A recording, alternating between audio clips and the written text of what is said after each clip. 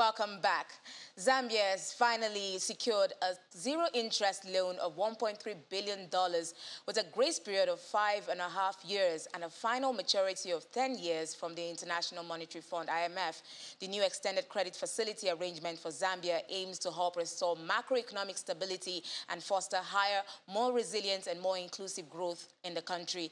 Gianmarco Capati, senior analyst, Fitch Solutions, joins me from London to dissect the implications of the new deal and how beneficial it is to Zambia. Hi, Gianmarco. It's good to have you on the program. Thank you for having me. Gianmarco, Zambia has finally, as I mentioned, secured this $1.3 billion zero-interest loan from the IMF. However, when we look at the terms and conditions that were set by the International Financial Institution, we're wondering, is this a good deal?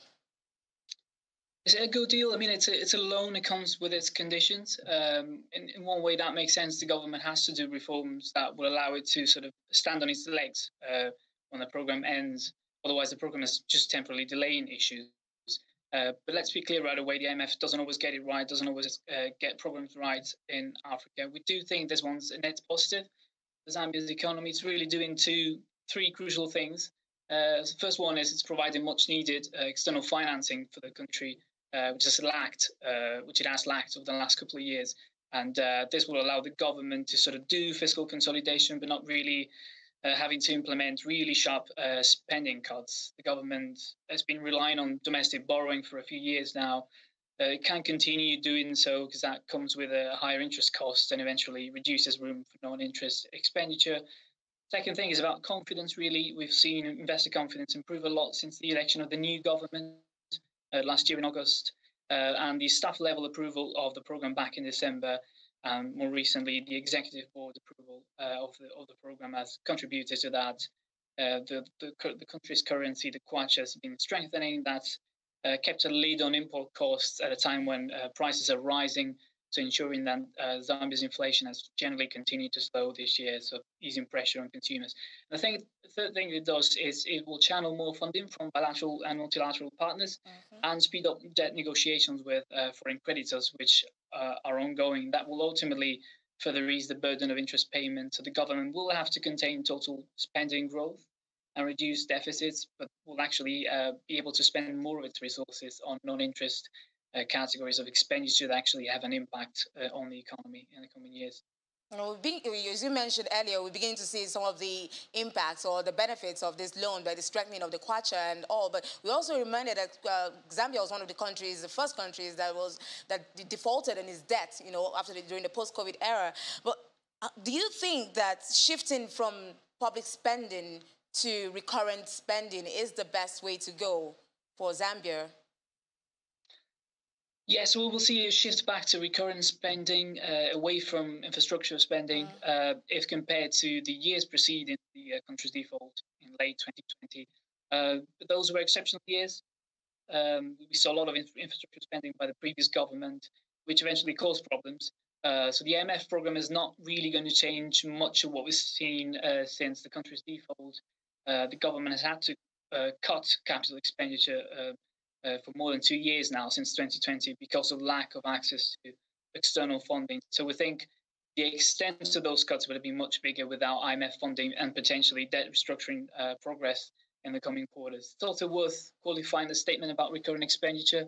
So yes, that's usually viewed as less productive way of spending, but the government will still be cutting on costly fuel subsidies, which are deemed inefficient and harming the poorest, while prioritizing spending on social security and, crucially, health and education. Those tend to contribute to what we call human capital, which is just as important as physical capital and tends to kind of lack in many SSA countries, leading to sort of a low-skilled labor force. So within recurrent spending, the government, it seems like it will be prioritizing categories that have a positive impact on the economy over the long term. So all told, we don't really think the terms of this specific loan for Zambia unusually harmful. Still dwelling on the infrastructure projects, China has been Zambia's major development partner in this regard. And with this new IMF deal, the country is bound to take a back seat. It's probably going to take a back seat. What uncertainty do you think can possibly arise from this for existing and future projects?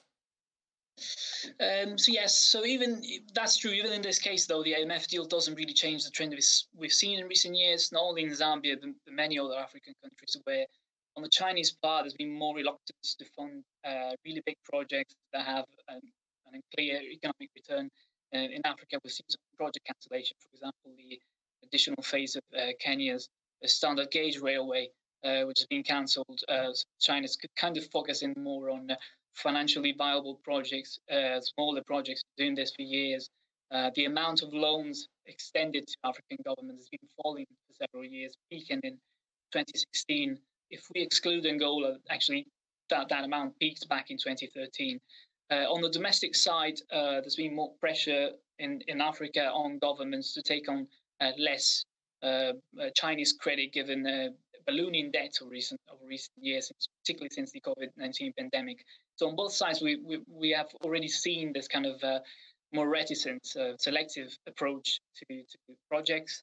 The IMF program obviously reinforces this trend because it reinforces fiscal consolidation. But this does not necessarily mean that China will take a backseat or that some other country will be able to really replace its role in Africa. In fact, I think China will likely remain the main source of funding for projects. It's just that funding will be lower overall and more selective in the coming years compared to the past.